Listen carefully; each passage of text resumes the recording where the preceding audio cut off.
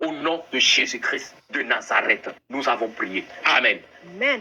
Si tu es vivant, il faut accepter Jésus-Christ. Après la mort, ce sera trop tard. Si tu es vivant, il faut accepter le Seigneur.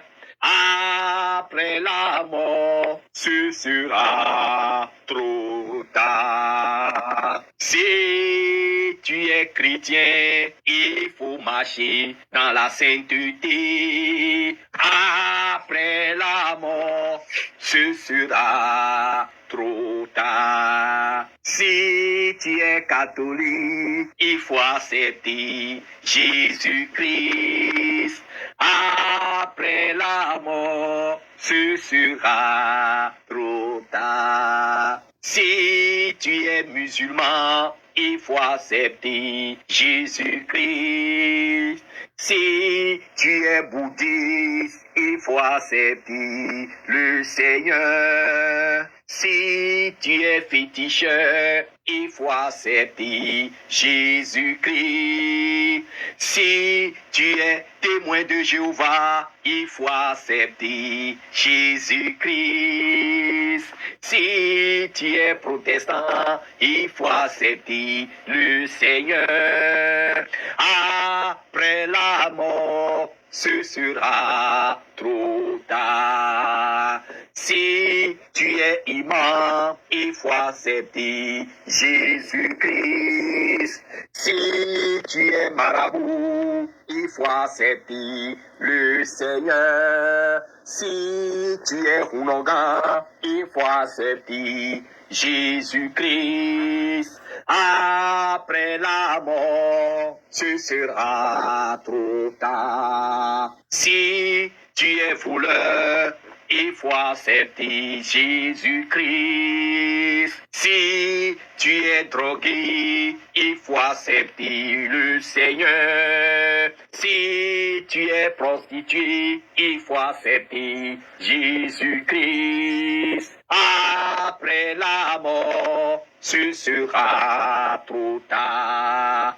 Si tu es sorcier, il faut accepter Jésus-Christ. Si tu m'entends, il faut accepter le Seigneur. Après la mort, ce sera trop tard. Ce monde va passer. Ce monde va passer. Ce monde va passer où seul Jésus ne passe pas. Ce monde va passer. Ce monde va passer. Ce monde va passer. Ce monde va passer où seul Jésus ne passe pas. Alléluia. Pensez que le Seigneur Jésus-Christ te bénisse.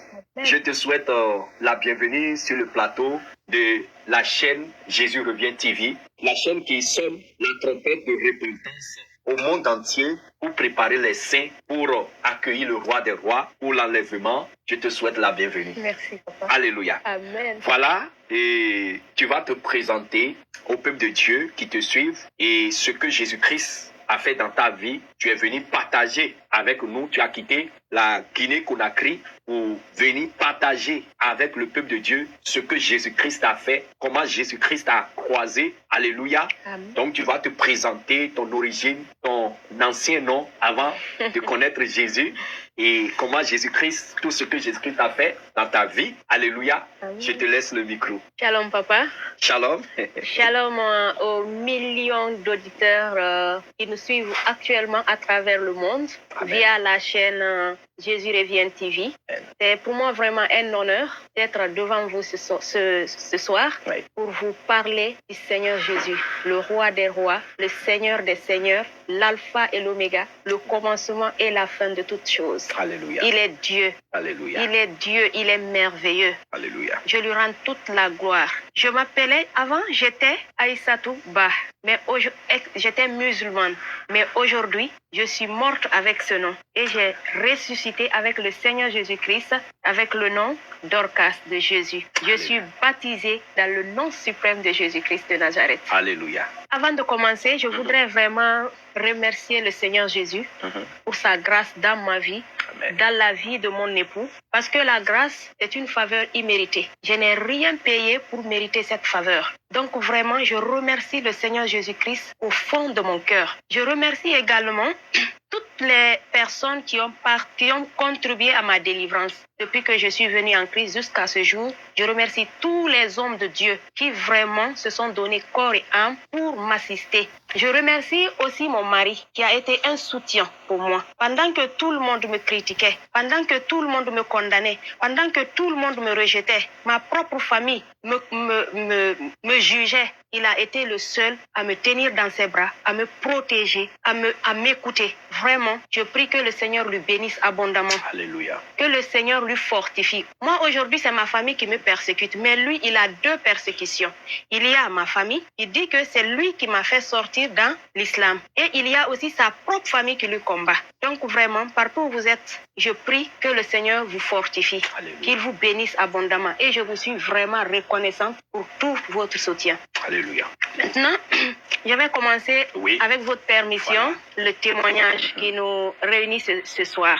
En fait, depuis mon bas âge, j'ai décidé de me consacrer à... D'abord, tu es né de parents musulmans 100%, toute la famille musulmane, Oui. ton père, ta mère, tes frères, tes soeurs, tout le monde, Musulman. l'islam, Oui. dans l'islam. Oui. Voilà, donc c'est dans ça que tu es né. Oui. Ok.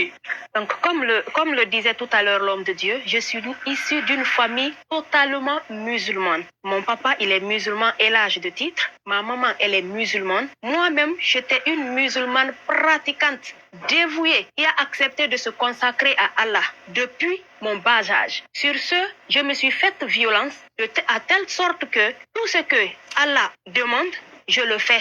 J'ai décidé de rester vierge jusqu'au mariage. J'ai décidé de ne pas aller chez les marabouts ni chez les féticheurs. J'ai décidé de prier à la lettre, de jeûner, de faire le maximum tout ce que Allah demande et d'abandonner tout ce que il a prohibé. Donc, j'étais une musulmane vraiment attachée à l'islam. Quand on parle des musulmans, nous savons qu'il y en a plusieurs catégories. Je veux savoir un peu de quelle catégorie tu es. On voit certaines femmes musulmanes qui se voilent complètement le visage. Et je veux savoir un peu, il y a d'autres qui ne voilent pas totalement le visage.